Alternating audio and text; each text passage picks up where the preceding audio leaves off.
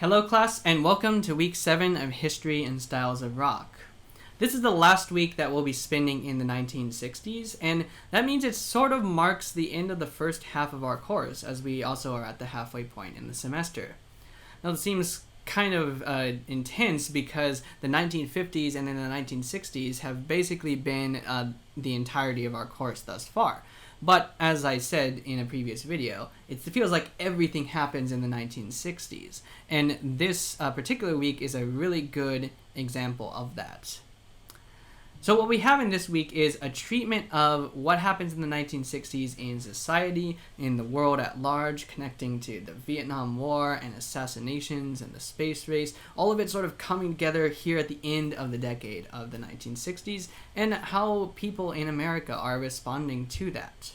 So if I haven't yet convinced you in this course that music is a social reality and really engages with social issues, this week is definitely going to do that, because I think when we talk about folk and protest music and psychedelic music as well, there's really no way around it. Music is engaging with the social issues around it, particularly in this case in protesting the Vietnam War and many of the other things that were going on in the government at that time. Now let's take a look at our sources.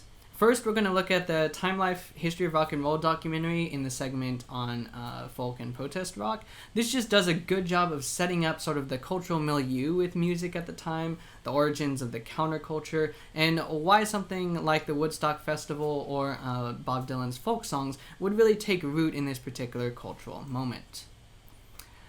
Source number 2 is going to look at the Kingston Trio and the folk music revival in the United States. It wasn't just the Kingston Trio, but they're sort of emblematic of a larger revival going on in the 1950s and the 1960s. This revival of interest in folk music, sort of really scaling back the musical complexity and just focusing on the words and the stories and the messages that those songs told.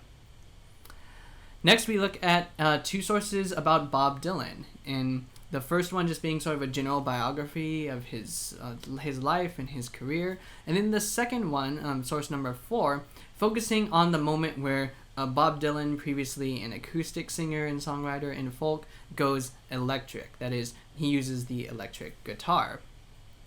And in this moment, it was very significant within the folk tradition and sort of spawns this dichotomy between folk and folk rock. Of course, folk rock being the one that's plugged in and that has electric sounds and electric guitar. So go ahead and check out that video that really explores the significance of that moment.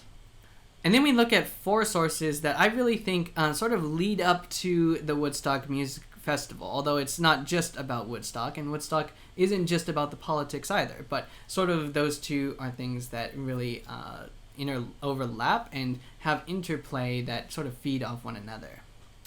So first, we're going to look at a source just on Vietnam War protests in general. What was the Vietnam War? Why were protests rampant during the late 60s? What was the environment like that eventually produced this counterculture and produced something like Woodstock? Many songs that talk about Vietnam War and that protest it specifically are mentioned and are also represented in your Spotify playlist.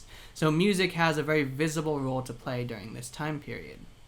Then we have our long reading for the week, which is a book chapter from a book that is looking at music and protest in 1968 specifically.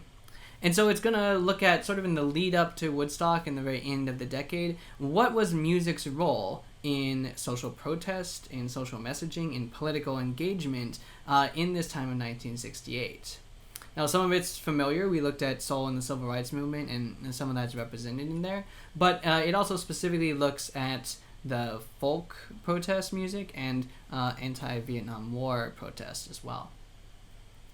Source number 7 looks at John Lennon and Yoko Ono, some of their contributions to this protest music and the activities that both of them were involved in after the Beatles band broke up and then they went their separate ways. So John Lennon was known for sort of doing engagement in this protest music and in pacifism generally. Next, we have our long documentary on the Woodstock Music Festival. Now, I have excerpted this for you, so just make sure you watch that Act 2 on what actually happened at the Woodstock Festival itself. I think it gives a lot of perspective and sort of covers the progression of the bands across the days and what the general vibe was like, and all of that sort of leading up to this performance by Jimi Hendrix, which has become very famous. So the documentary is very nuanced and speaks to a lot of people who were there on the ground, and so we get a lot of primary sources for that. This now transitions into two sources focusing on Jimi Hendrix. So you know from Jack Hamilton's article a couple weeks back that Jimi Hendrix is just a really important figure in rock and roll, and it's important to highlight and not erase him as a musician of black descent within sort of this more mainstream rock and roll sphere. So first, there's a video focusing on his national anthem performance and sort of the social circumstances surrounding it and the interpretation thereof. Was it a protest? Was it subversion? Was it maybe even support for the troops abroad? All these different ways of interpreting it, although generally speaking it has been understood to be a form of protest against the Vietnam War. Then we have a really great article from CNN, which is on Jimi Hendrix's racial identity and how that gets in very fraught waters, both from within white communities and within black communities. So this really, I think, traces a nuanced line through that history, and you'll see a lot of the themes recurring that we've been studying all semester long regarding race and the racialization of rock and roll music. Then we're going to turn at the end to psychedelic music, or psychedelic rock. And so first there's just an introduction from the Charlton book, and just a really good overview of some of the bands that were involved in the psychedelic movement and sort of what substance use in the 1960s meant, how it was part of the counterculture, and the social impact that it had. And then we have a bit more of a long read focusing on Grace Slick of Jefferson Airplane, specifically on the song White Rabbit and the role that it had to play in culture in the 1960s. And so here again, we'll see those themes of music participating in the wider social culture.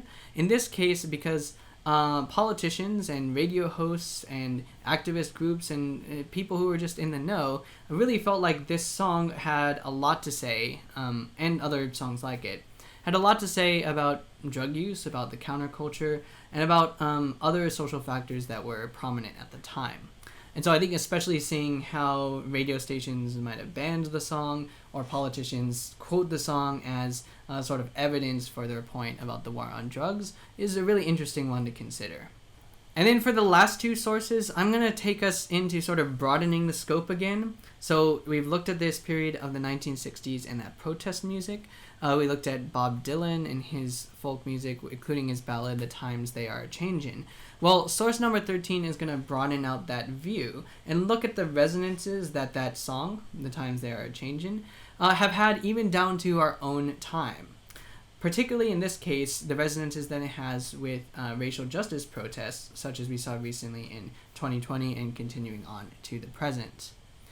And then finally, number 14, this is just sort of, I think, a good encapsulation of some of the themes in the folk and folk rock week that we have here. So Bob Dylan in 2016 was awarded the Nobel Prize in Literature. Normally this would be reserved for like a writer of books or of plays, but in this case it was awarded to Bob Dylan for his songs as emblematic of poetry. And so in his speech, which is read by a substitute, a surrogate, because Bob Dylan couldn't be present, in his speech Bob Dylan really reflects on that dichotomy and of the idea of like, was what he was doing with his music and in the folk rock movement, was it really art? Was it literature? Was it even in some sense about the music, or was he just trying to respond to things in his time and really spread that message? And if that message has that impact, is that art? Is it literature? So I think his speech really gets to the core of considering the aspects of how art and how music intersect with social impact, and how those lines might not always be so rigidly defined, and they may intersect and influence each other in very fascinating ways. That's all from me this week, but you'll hear from me again as we transition from the 1960s at last into the 1970s and continue our march on to the present. Bye-bye for now.